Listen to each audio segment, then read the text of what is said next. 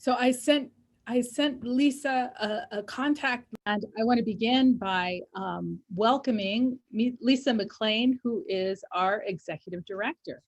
So welcome, Lisa. I'm just going to briefly introduce you. Lisa served as the coordinator of the statewide 2020 census outreach effort, and she worked with nonprofit, philanthropic, and appointed and elected leaders across the state. She spearheaded the state's efforts to educate and build awareness about the 2020 census and ultimately to encourage confidence, trust, and participation in the process. And so Lisa brought 25 years of experience to that role and to us, managing nonpartisan grassroots political organizing projects in the Americas, Africa, the Middle East, and Europe. She holds a BA in economics from Boston College and an MA in international affairs from Johns Hopkins University. So welcome, we're so glad you're here, Lisa. Thanks for joining us. All right, so to introduce the topics for discussion and action on our agenda this evening, I will reiterate our mandate. The mandate of the commission set out in the Washington State Redistricting Act is to accomplish state legislative and congressional redistricting in accordance with the Washington State Constitution. The bipartisan commission was created to listen to the public every 10 years so that districts would be drawn by statute and with public input. So my role as the chair is to articulate and manage the commission's process. In my role as chair, I will ensure the process is as participatory, fair, and equitable as possible. The 4 voting commissioners have power and responsibility to vote, ultimately creating and adopting a redistricting plan. Voting commissioners will make decisions that will create maps to best represent the interests of all Washingtonians. Those of you from the public joining us this evening, welcome. It's my goal to encourage communities across Washington as fully as I can and to hear and address your concerns and your requests. We will certainly deliberate on the issues where we have jurisdiction. Where we don't, I will do my best to refer you to those who may be able to respond more effectively. So as I do in each meeting, I will now review our purpose and values. Together as a commission, we've agreed to the following values and mission: to provide an open, transparent, credible process that is grounded in statute and where all voices are welcome and there is access for everyone.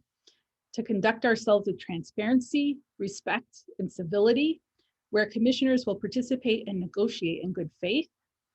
And to meet the deadline outlined by law and to produce the best possible maps. I want to now review the public input that I have received since our last meeting on March 15. So I'm going to tell you now what I have heard in that interim. We had one question about redistricting history, which I was able to respond to. We had one request to reconsider a boundary line in Pierce County related to the 6th Congressional District. We had one request for assistance with redistricting in a constituents region and one suggested scholarly paper featuring a redistricting guide. Thank you for your comments, questions, and suggestions. We're doing our best to respond to your inquiries as they come to us. So I'm now going to do a roll call. Commissioner Joe Fain. Present. Welcome. Commissioner April Sims. Present. Welcome. Commissioner Paul Graves. Present. Welcome. And Commissioner Brady Walkinshaw. Present. Thank you. You bet. So during our discussion, I'm going to call on you in order as I usually do. And I will use the order throughout our meeting this evening so each of you can anticipate when it's your turn. So we're just going to rotate like we usually do. Whoever speaks first, that will rotate with each round of discussion. So the order we'll start with is Commissioner Fain, Commissioner Sims, Commissioner Graves, and Commissioner Walkinshaw. Thank you. So I'd like to begin with the approval of minutes. And so I'd like you to take a look at the minutes held on March 15, 2021. Is there a motion to approve? So moved. Second? Second. Are there items for discussion or amendment? just want to say that our minutes takers are very detailed and thorough, and I'm appreciative of it. Thank you to Maria, who has been taking our minutes. Thanks very much. All in favor? Aye. Aye. Aye. Okay, opposed? All right, so the motion passes. The next item on our agenda is updates. And so I'd like to begin with a budget update. As you know, it's that season. And I'd like to invite Bernard Dean, who is the Chief Clerk of the House of Representatives, to provide an update on the budget. Good evening. So I thought I'd go ahead and maybe share a screen so I can sort of show you what some of the budgets look like that are being rolled out for the 21-23 biennium. So just bear with me for a moment here. Okay. Hopefully you should all be seeing this document, which is commonly referred to as a recommendation summary in legislative parlance.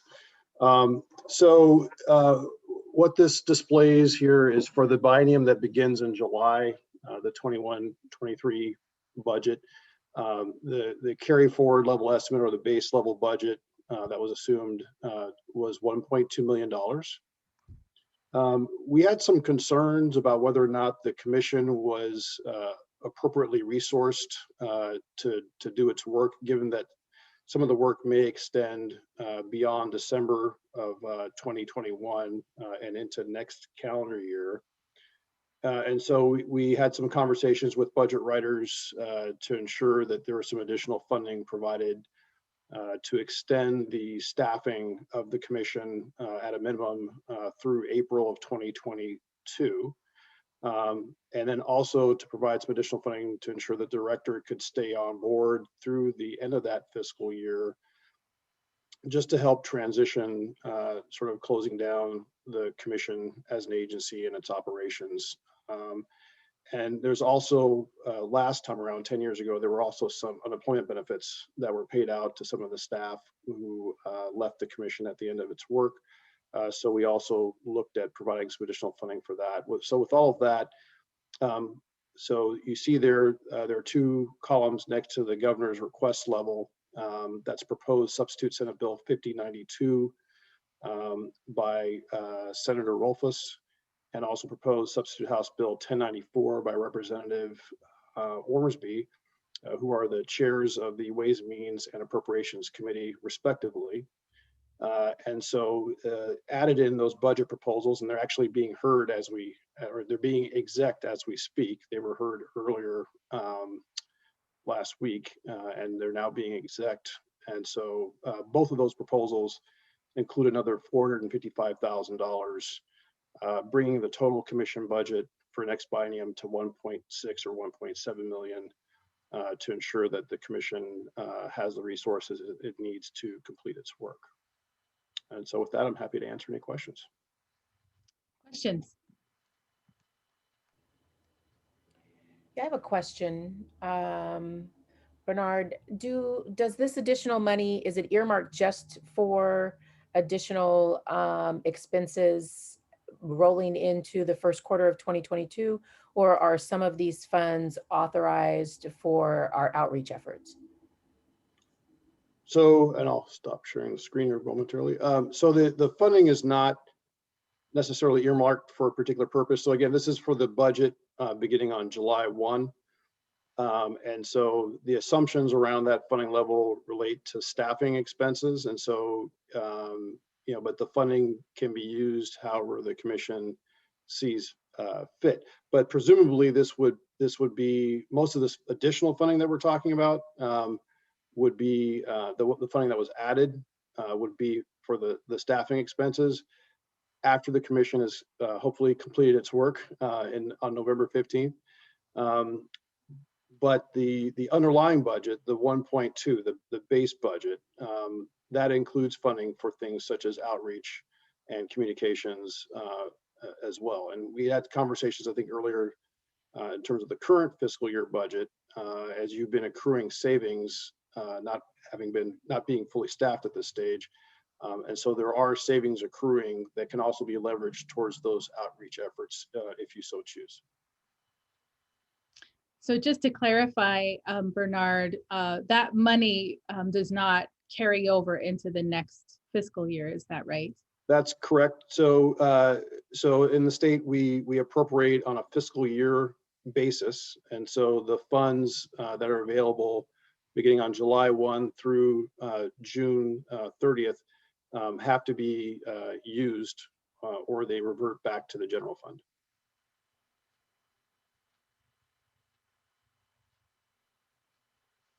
Additional questions, comments?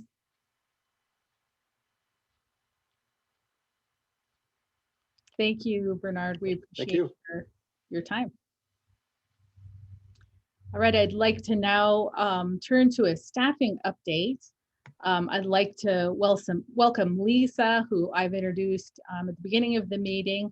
And as our executive director, she's our first staff hire. Lisa is working with legislative HR to hire 4 additional positions: communications director, public outreach coordinator, executive administrative assistant, and administrative assistant. Our intention is to begin advertising technical positions next week. So the 4 positions I just listed are on our website at the moment. Questions and comments? Just a clarification, Madam Chair.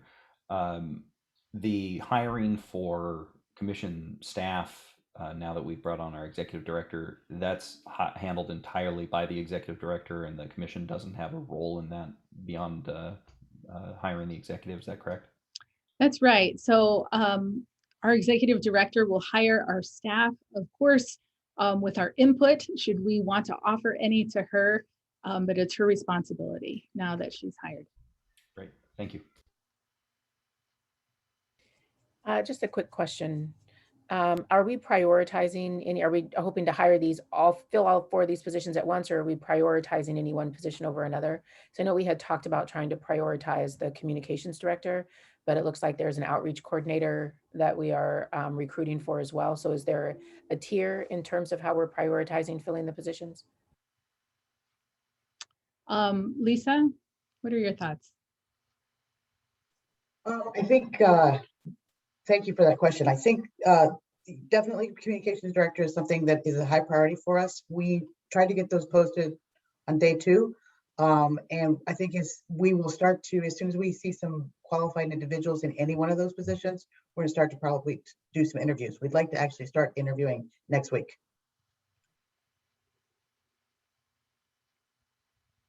Thank you, that's helpful. Other questions, comments? Terrific. I would now like to talk about some public events that I've been invited to, and I plan to attend on behalf of the commission. So I'm just going to list those. When we had this discussion as a commission, I let you know that I would keep you posted about invitations that came my way, just so that everyone knows where I am and how I'm representing us. So there will be a play on April 24th from 4 to 6:30, put on by Politics in Action. The play is called Many Maps, One Voice, and I will serve as a discussant. So watch the play and respond to it on behalf of the commission. So Delta Sigma Theta will hold a redistricting meeting on Saturday, May 8th from 10 to 11 a.m. and I will attend that meeting as well to discuss our outreach efforts. And the League of Women Voters has asked me to participate in an interview for a show magazine on the air, which will be aired on May 10th at 6 p.m. So those are the events at the moment, and I look forward to giving you an update as those unfold. I'll do my best, team. Thank you for doing these, Commissioner. You bet. And I look forward to roping you all into them as time goes by. All right, any questions, more comments about that? Terrific. So I would like to now move to agenda item 4, which is discussion. So I want to begin with our tribal consultation policy. I've listed this item as a discussion item, although I hope if it's appropriate, we can take action on it tonight, but I want public comment to happen first. So I hope we can discuss it. People have a chance to hear us discuss that. Then we'll have the public comment, and then we'll take action if it's appropriate after that. So at this point, I want to just discuss it. Hopefully all of you have had an opportunity to review the tribal consultation policy, included in the meeting packet of materials. I'd like to discuss it beginning by asking for your comments, questions, and suggestions. So just one more comment about it. The policy was written guided by RCW 43.376. That is government to government relationship with Indian tribes. Also the 1989 Centennial Accord and the 1999 Millennium Agreement. So those are the statutes that we need to be thinking about as we craft policy and our response to consultation with American Indian tribes.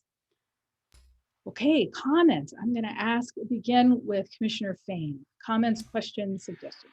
Thank you, and thank you, Madam Chair, again for the work to put this together. I think the proposal looks good. The one question I have in the RCW Indian tribes, in the definition section of the RCW, Indian tribes are defined as federally recognized Indian tribes, and so do we need to repeat that federally recognized designation in the policy that we adopt? Great question. What are your thoughts, Commissioner? I would say it's helpful to probably include it if we are using RCW 43.370 as the basis. Then I think it already spells it out as being applying to federally recognized tribes. But just to allay confusion, it might be helpful to include it. Okay, great. Thank you. Do others want to respond to that or have other questions, comments? Let's see. Next is Commissioner Sims. Yeah, I'll just echo, I think Commissioner Fain brings up a really good point. I think since we're modeling this off of a government to government policy that exists, we should be explicit and spelling out that we either need to reference the RCW so that folks have a reference point, or we need to spell out specifically that this applies to the 29 federally recognized tribes in Washington state, just so there's clarity and consistency. And so that we're being thoughtful about, sovereignty and, lifting up the government to government relationship that we have. Terrific. I appreciate that. Next is, Commissioner Graves. Thank you very much, Madam Chair. And thank you again for pulling this consultation policy together. I likewise agree that it's a good policy. And I've heard the same similar concerns from representative of some of our tribal partners asking for that clarification, and I think I'm fully on board with it as well. I think we might even hear some public testimony about it when we get to that point, but I would be, I think, pretty comfortable with that change, adopting the policy. Great, thank you. And finally, Commissioner Walkinshaw. I don't have anything to add. I agree. I would encourage us to do what's been stated. All right, great. Additional comments or questions? Tara Hines, our AG counsel, is here to answer specific questions if there are additional questions. All right, so what I'm going to suggest that we do then is, after we've had public comments, I'm going to reintroduce it as an action item and ask at that point if you're ready to adopt it with amendments, or if we should just wait until you can take a look at a completed policy. So I'll bring that up when we get to that part of the agenda, action items. The next item for discussion, if you're ready to move on, just checking to make sure. Oh, please. Commissioner, if I could just make one final comment. We may, I'm just curious because some folks have reached out to, I think, all four of us about the issue we were just talking about. And if more feedback comes in over the next week, I just want to make sure people don't feel like the door is shut. So I hope more feedback will likely come in on this. I just want to make sure we get this right with our tribal partners. I appreciate that. And so perhaps the right action will be to leave it for a while and push action to the next meeting so that we can receive additional comment before we agree on a policy. So we can further discuss it for action. Or what do you think? Does that seem like a good plan? I think that's a great recap. I agree. Okay. Percent. All right. Please, Commissioner Graves. Okay. He's agreeing. All right, terrific. So the next discussion item I wanted to talk over with you, I had the opportunity to meet with Craig Bill from the Governor's Office of Indian Affairs. And I was hoping we could consult with him to receive some education about consultation. And so he suggested that he would provide a high-level training in a public meeting for us. So he could give us a high-level training about consultation and government obligations related to consultation. And then he also suggested we host a roundtable discussion with 2 to 4 tribes that would be geographically representative, where tribal leaders can introduce to us their interests as we prepare for consultation. So this education is to prepare us for consultation. That is to say, we plan to engage in consultation. We're obligated to do that. So if the Governor's Office on Indian Affairs would brief us, and then we would invite tribal leaders to brief us, then we would be prepared to engage in consultation, which would not have to happen with the whole commission. We could do that in 1 or 2 commissioners at a time, engage in that consultation. So I wanted to just run this education plan by you. It would likely take place over several meetings. And so I want to now ask for comments, beginning with Commissioner Sims. I have not seen this plan. I don't know if it's. That's it. I just told you what it is. That's all it is. All right, I was gonna say, wait, I don't have it. I process differently, so I like to see things. But no, that sounds right. I think making sure that we've got as much information as possible, so that we can craft a plan makes sense to me. Okay. Next, Commissioner Graves. Thank you very much, Madam Chair.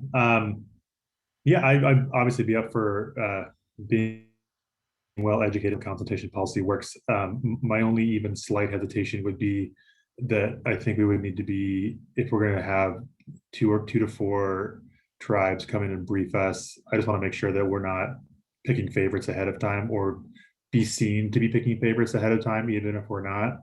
So I think that'll probably be something that we would need to navigate. But as long as at the end of the day, we give everybody a fair opportunity to provide input, I'd be comfortable with that. And of course, I'd be comfortable making sure that we're well educated on what the policy does. Great. Thank you. Next, Commissioner Walkinshaw. I agree with what's been said. Nothing to add. Great. Thank you, Commissioner Fain. All good. Terrific. Okay, then I'm going to plan to proceed with this education plan. That is to say, I will begin that process of inviting the Governor's Office of Indian Affairs to schedule training with us, and then begin the process of putting together a roundtable. Okay, next I want to discuss our outreach plan. So I would like to invite Lisa McLean, who is our executive director, to brief us on her ideas for an outreach plan. But first, I want to just tell you the outline is meant simply as a starting place. With your input and discussion this evening, we hope to shape an actual outreach plan. So this is it's just sort of a way to begin the conversation, because this is an important aspect of our work, and we want to make sure that we're going to craft a plan with the input of all of the commissioners. Lisa. Thank you, Chair. Yes, so I was just, one of the first things I did was to sit down and think about what, where, when, how, as a way to think about how to put together this public outreach plan. And I think that just the top of it is, what are we trying to do? I think the idea is to maximize input, and also be transparent about that public input that we're getting. So we want to, that's the goal of what we're trying to achieve. I think then we have the target audience is assumed to be adults. I don't expect that young people are going to be commenting on the redistricting plan, I think. But I think also we want to think about the state and its composition in terms of the digital divide, that we can do a lot online, but we have a lot of people who might not be able to contribute their ideas by email. We want to make sure we have a post office, snail mail ways that people could write comments or give oral comments, and that to make sure that the other types of things is also to think about our languages English is great, but I think we also have the hard of hearing, the deaf, who will want to contribute. And then we have the non-English speakers. We would have to decide maybe a policy of how many different languages. I mean, I think that there's some obvious languages.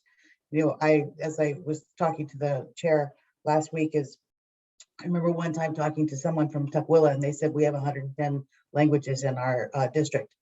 I don't think we can do that, but then where is the cutoff? You know, and for the census, we generally rounded around 10 languages. Does that make sense? And stuff. So that's something to consider as well. So I think it's the target audience, and then how to target that audience, right? And most effectively, I think it's something. The other thing I think is that I think there's a way to break down the state. And I suggested in the plan, like 8, what the notes that I wrote, 8 regions, but I don't know if they make sense. You know, do we go have even more regions? I think one of the regions I have here is, you know, is King County itself a region, or, you know, do we err by putting all of King and all of Puget Sound together? So that type of thing is, I'd welcome comment on whether or not that makes sense. I think the message that we want to put out to people is we want your input. This is the time for you to make input. This is how you can do it. Let's, you know, really try to think about how to make it as easy as possible for as many different people as possible. And I think one of the key ways, even though I did say we have a problem with digital and analog, is I think one of the key things is going to be the website. I think that as California has shown us, is there are things like we can ask people to draw their district, to describe their district, to send email, but also to mail email. And then we could publish on the website the calendar of meetings, of public meetings that we have, a link for registering to comment on those, and submit a request for public meeting if somebody wanted to particularly have us come to their locality. Might be a way to do things. Obviously, we want to hold virtual meetings if possible. If we get to herd immunity, we could hold some in-person public meetings. And I think we want to advertise the meetings through Facebook, through Twitter. I was also thinking we could kind of create a poster with a blank space at the bottom that you could kind of fill in with a marker, so that you could really kind of send that out to all community organizations, to all tribes, to all cities, where a city could basically put, you know, at the entrance of the city building, come to the meeting. We're going to be talking about redistricting here, and they can put in there the time and the place and stuff like that. And then I think also a lot of the cities and the counties have weekly newsletters. We could maybe email those people and say, you know, here, we're coming to your place, and use that. And then I also think it's maybe thinking about trying to organize our media availabilities in a way that if we were going to be in Yakima next week, we would basically be calling all of the publications, local publications in Yakima, to see if we couldn't get some op-eds, some interviews with commissioners and stuff like that, to talk about the process and to animate people to make them aware of that, if it's that. What I don't have here, and then there's a whole lot of things I don't have here that I really welcome the opportunity to hear what you have to tell me, to think out some more ideas. But one thing I realized afterwards also is I don't have a timeline. And again, I'll just throw out public outreach. I would seem to me that we should be staffed up and working well by May. So I'm thinking like May to August. If the Census Bureau can get us real data by the middle of August. So maybe in that period between May and August, it might be the time where we could organize this outreach. So that's in a nutshell, but I welcome all ideas, either here, by email, anything. And we will flesh this out. And when we get it fleshed out, I think is the right chair that I think we would publish the public outreach plan on the website. Oh yeah, so we will certainly do that. I think we're going to discuss it for a while with the commissioners. I think that's going to be a process that's ongoing. But now what I'd like to do is call on you in turn and get your input, so that that'll be reflected in the minutes, and we can use that information to start filling in the gaps here.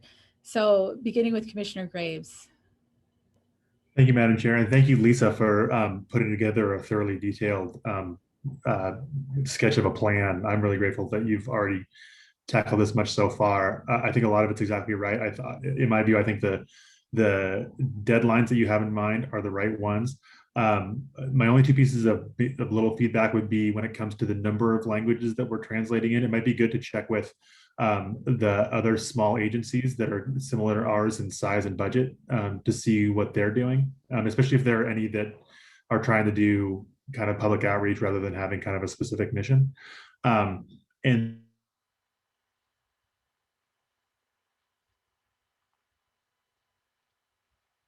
I almost wonder if it might make sense to do 10 either with the current congressional districts or something like that. That was just that was my first reaction when I saw the 8 districts is close enough to 10 that we might be able to break it down that way. Great, thank you. Commissioner Walkinshaw. My general thought with this is I just think we ought to try to make sure that there's kind of roughly similar sizes of populations being served for roughly, similar consultation processes. So we don't have, multiple consultations for a smaller group of people versus, only one for a larger group. So as long as we think about, I would just encourage Lisa, and as she thinks about developing this further, to think about just making sure that there's pretty fair representation. Thank you. Commissioner Fain. Yeah, again, thanks for putting together the preliminary work on this. I do have a couple of thoughts. The first one was when I saw the target there of adults, I thought to myself, this is once in a decade opportunity to, bring our public schools into the process, and there might be some interested ninth grade Washington State history classes or folks like that might be interested in having more involvement or understanding of this process, and there may be a venue for us to take advantage of that, or one that's specifically around outreach that's specific around catering to maybe high school kids that might be interested in it. So there could be an educational opportunity there. And then the next one that dovetails with the staffing conversation is we're in a unique opportunity to take advantage of the fact that most of our folks will continue to be working remotely for some time. And one way that my organization, the Bellevue Chamber, has done that is that we have hired a number of interns from community and technical colleges, and we've got a lot of folks that are crunching numbers or doing outreach or doing social media, and they're all doing it for as part of their internship program. And so, and I've made some great hires out of that process as well. So as we're thinking about ways where we might want to get more folks engaged, and when we need more hands to do some of that outreach work, I'd certainly encourage outreach to those internship coordinators at the community and technical colleges, and 4 years for that matter. Thank you, Commissioner Fain. Commissioner Sims.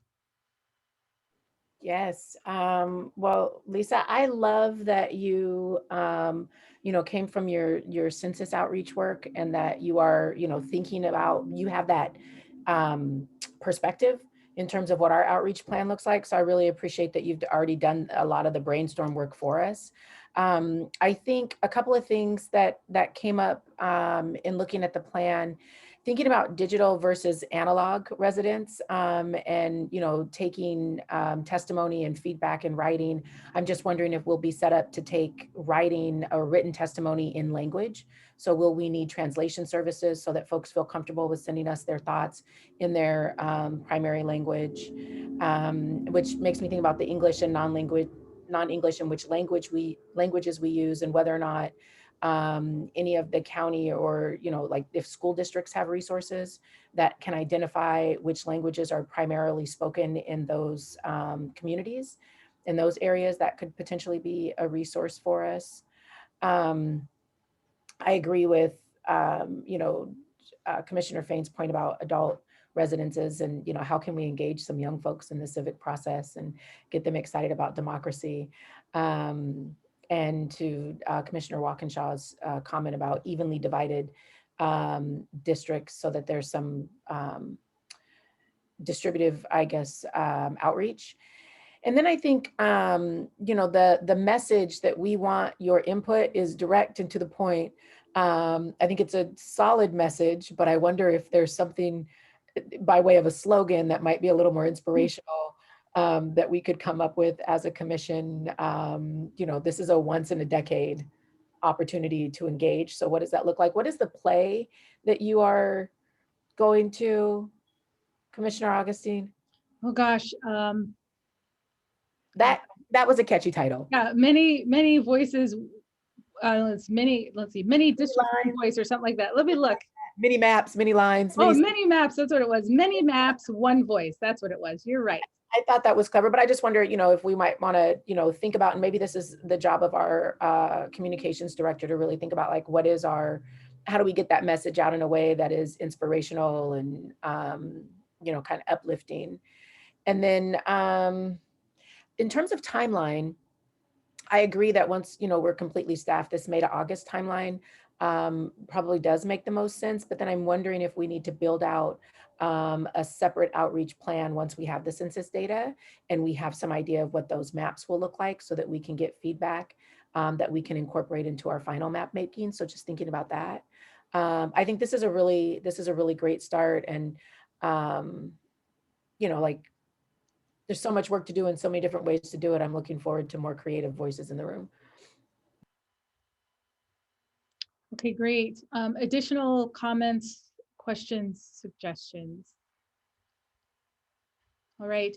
So I want to now suggest a process. I'm going to suggest that we'll take this feedback and start working it into a more detailed plan. And we're going to circulate that plan. And then I'm going to also suggest that we'll probably discuss it a little more at another meeting before we take action. Does that make sense? We're going to create a plan, we'll bring it back, and then continue working on it. Does that sound like a good process? Commissioners? Yes. Okay. All right, terrific. So thank you, Lisa, for all of your work, for the work you've done already and for the work that's yet to come. We appreciate that. And next, what I'd like to do is move into agenda item number 5, which is public comment. So we have just 2 participants who wish to make a public comment this evening. And so speaking to, so I just got a message from Sean, who says that we just have one testifier present. And so I am going to call your name, Jeffrey Olson, when, okay, so we have two persons here. Sorry, I'm getting messages in the moment. So we have 2 persons here. When I call your name, your status in Zoom will change from observer to panelist. And when I do that, you're going to have 3 minutes to speak. At the end of your allotted time, you will be muted. We realize that 3 minutes is a very brief time in which to share your comments, and we're interested in what you have to say and urge you to send your written comments to us via the following email, which is comment@redistricting.wa.gov. So I see that we have, I'm sorry, sir, I can only see the first 2 items of your name on Zoom.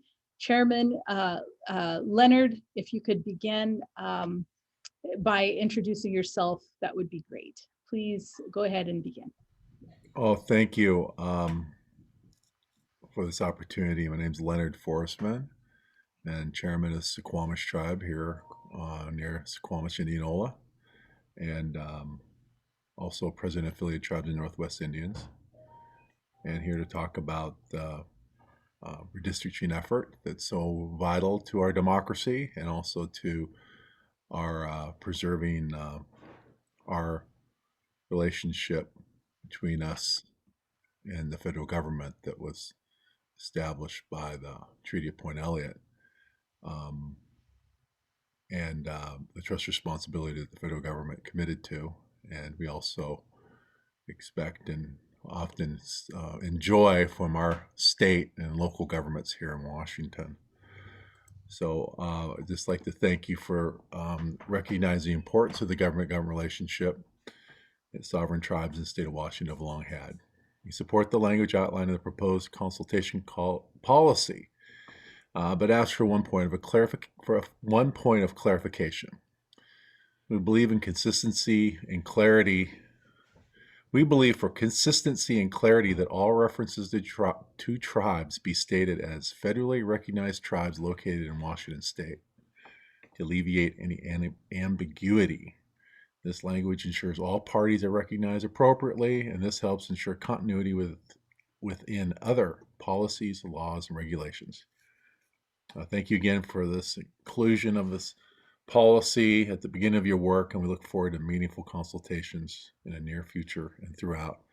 And I'd like to thank you all for your commitment to this important process. Ahoy, Chud, I am finished. Thank you so much for choosing to join us this evening. We're thankful for your comment.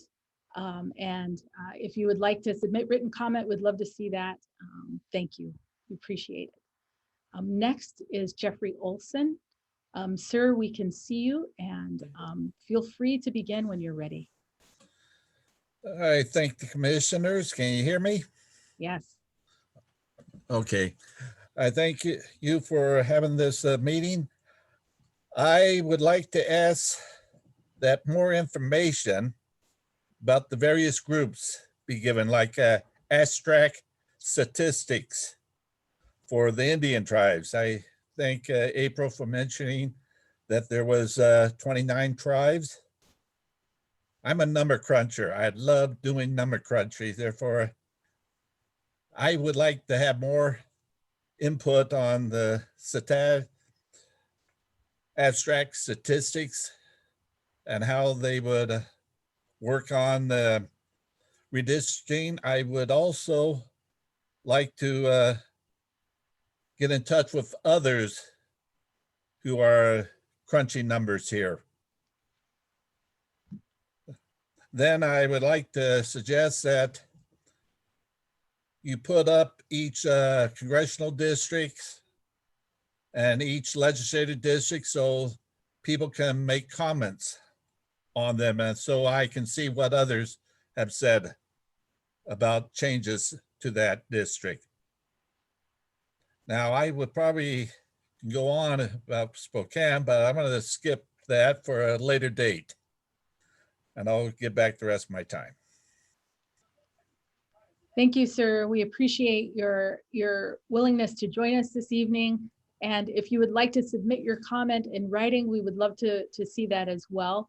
We appreciate your comment. And so I just want to reiterate what you said to make sure that I understand it.